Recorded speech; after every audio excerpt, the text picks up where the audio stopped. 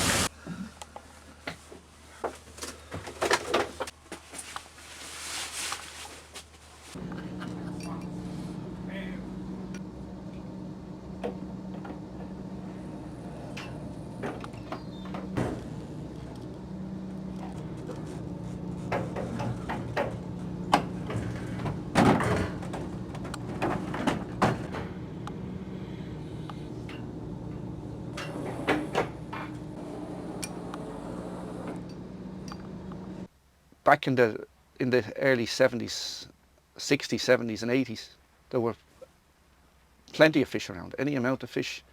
You could come in and land maybe 300 or 400 boxes a boat. Back when there was probably 60 or 70 or even up as high as 90 boats. And they were sold. There was a market for them. 70 or 80% of the fish sold on the pier in Howth, and there are 4 or 5 or 6 fish shops. 70% of the fish are brought in from all over the world, imported to Ireland, not even caught in Ireland, not even imported brought in from the west coast or the north coast, but brought in from Southeast Asia. You're competing in a market that's just, basically we can't compete with them, you know. The prices are so low. As the fella said, you'd have to love the job for to stick it, because there's certainly no money in it anymore. Most of the fleet now have 2 or maybe 3 Irishmen on them, and a crew of 8 or 9. It's all changed, and as I say, the work is just not there. When you retired from fishing years ago, there was always something on the pier when you retired from fishing to do, but there's no jobs even at that.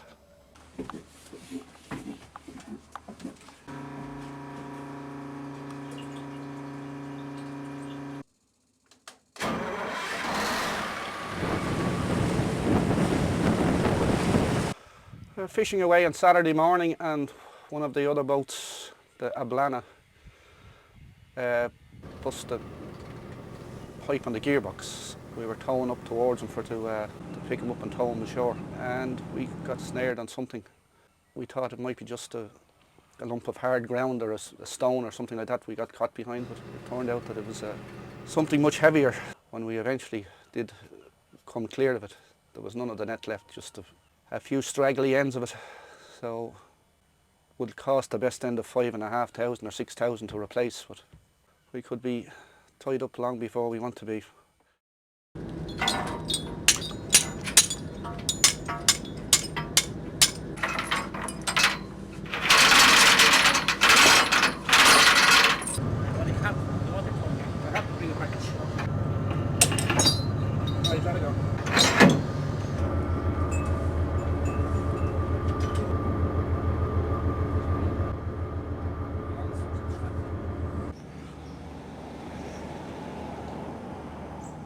They started decommissioning five or 6 years ago.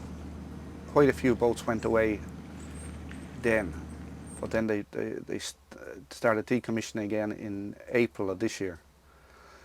with the intention of taking 35% of the fleet away. But the whole idea is to reduce the fleet and to make what's left of the fleet, to make it that it is a viable job that you can make a living out of. That's great in theory, and it probably will work, although there are those like myself who doubt it very much. Fabulous harbour at the moment, but there's 2 boats left in it, ourselves and another boat, and we're up for decommissioning shortly, and that would just leave 1 boat out of, I remember at the time here there was up to 90 boats in the harbour. It's just down to 1 now. So 90 boats back then with 5 and 6 and 7 men on the boats. You were talking 500, 600 people employed. Now you're talking 5 or 6 or 7 people employed. I think there's 5 in his boat and 4 in this one. That's 9 people. That's all that's left employed in the fishing in Howth.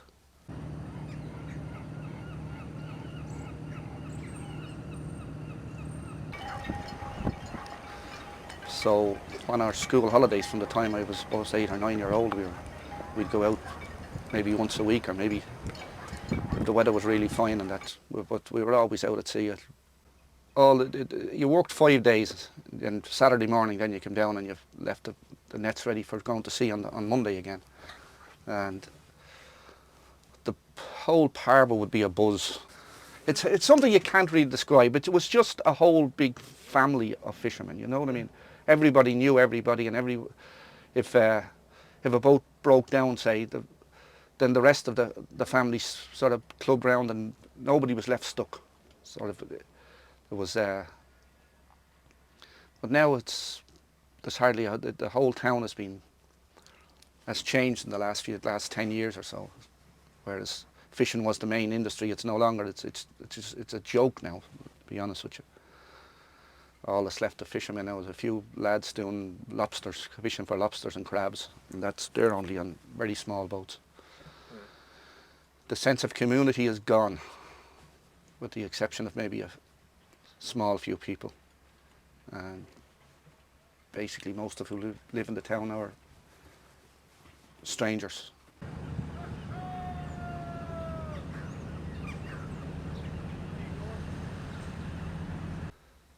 As for the future, I don't see one in it. In a month or so we'll probably be out of the job myself, and at 60 years of age I'm not going to find it easy finding another job. And my brother then is 64. The other 2 lads will have some chance. As I say, it's a job I love, but it's a job that's I'll be out of, I'd say, before the end of the year maybe.